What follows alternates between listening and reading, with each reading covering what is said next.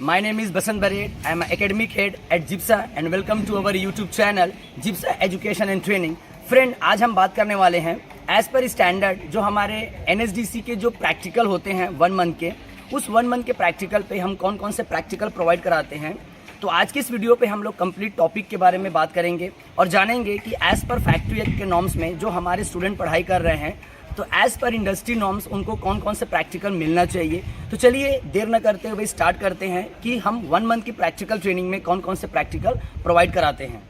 यहाँ पर आज हम लोग बात करने वाले हैं कि 1 मंथ की जो हमारी प्रैक्टिकल ट्रेनिंग हम लोग जो शेड्यूल करते हैं वो एज पर स्टैंडर्ड हम लोग यहाँ पर प्रोवाइड कराते हैं। बात अगर हम करें फ्रेंड कि इसमें कौन कौन से प्रैक्टिकल दी जाती है,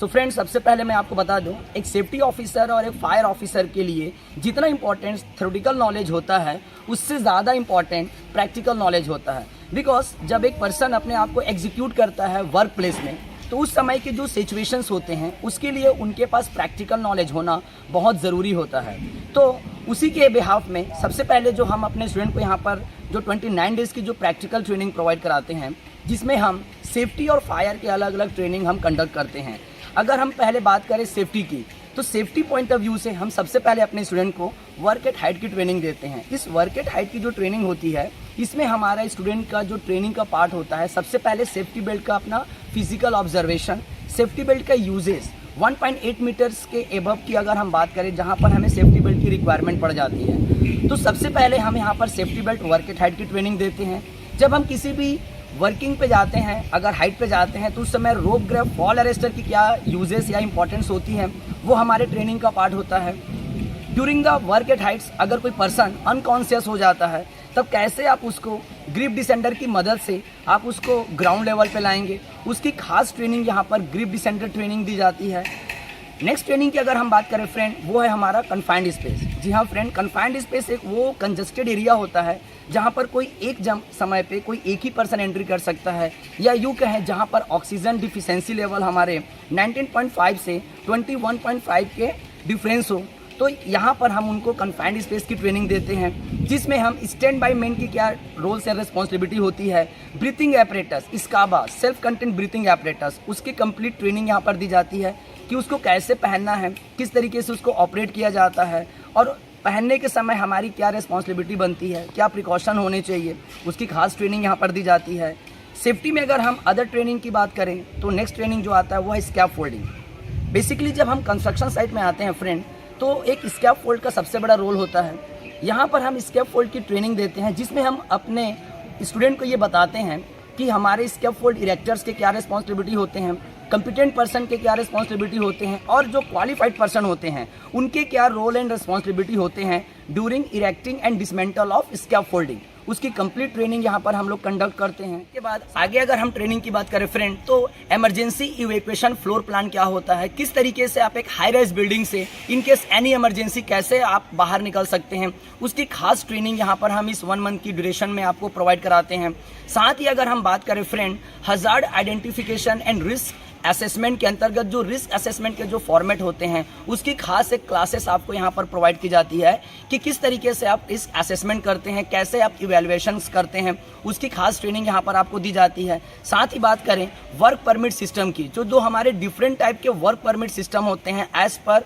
हमारे स्टैंडर्ड, वो परमिट के ड्यूरेशंस, उस परमिट की जो हमारे ऑथराइज पर्सन होते हैं उनका सिग्नेचर का क्या प्रोसीजर होता है, उसकी कंप्लीट यहाँ पर क्लासेस आपको प्रोवाइड की जाती हैं। साथ ही अगर हम बात करें फ्रेंड, एक सेफ्टी ऑफिसर के लिए इफेक्टिव जो टूल बॉक्स स्टॉक होता है, वो कैसे वो अपने कंपनी में डेली रिप्रेजेंट करेगा, उसकी यहाँ पर एक क्लासेस दी जाती है। या यूँ कहें हमारे 29 डेज़ की जो प्रैक्टिकल ट्रेनिंग होती है, उसमें हम ये स्टूडेंट को बताते हैं कि टूल बॉक्स स्टॉक क्या होता है और कैसे आप अपने एवरीडे अपने वर्क स्टार्ट होने से पहले टूल बॉक्स स्टॉक को कैसे आप अपने वर्कर्स को प्रोवाइड कराएंगे, उसकी यहाँ पर खास आपको ट्रेनिंग दी जाती है। साथ ही बात करें फ्रेंड, यहाँ पर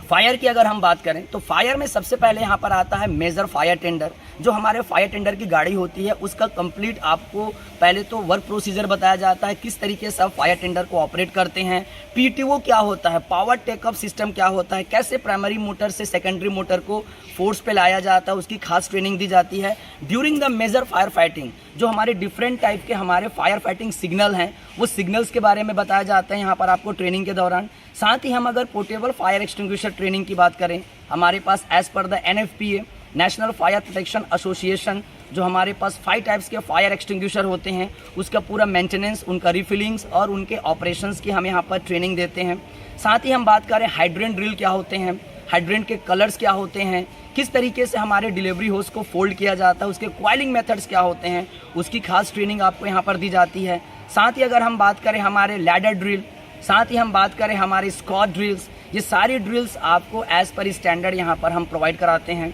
इन शॉर्ट अगर हम आपको बताएं फ्रेंड, तो 1 मंथ की जो हमारी एक बेसिक ट्रेनिंग जो हम यहाँ पर प्रोवाइड कराते हैं वो एक इंडस्ट्री नॉर्म्स में होती है, जहाँ पर कहीं ना कहीं एक सेफ्टी ऑफिसर, एक फायर ऑफिसर के लिए ये प्रैक्टिकल जानना और समझना बहुत ही इम्पॉर्टेंट होता है। होप सो फ्रेंड, ये आप आज समझ गए होंगे कि जिप्सा Saint Joseph International Fire Safety Academy जो अपने प्रैक्टिकल प्रोवाइड कराती है, जिसका खुद का अपना एक प्रैक्टिकल ग्राउंड है जो मोर देन 10 एकड़ एरिया में फैला हुआ है, जहाँ पर मोर देन 3500 इक्विपमेंट्स हैं जिनकी मदद से ये ट्रेनिंग प्रोवाइड की जाती है। आई होप फ्रेंड आप इस वीडियो के माध्यम से आपने ये जाना कि किस तरीके की ट्रेनिंग जिप्सा में 1 मंथ में प्रोवाइड की जाती है।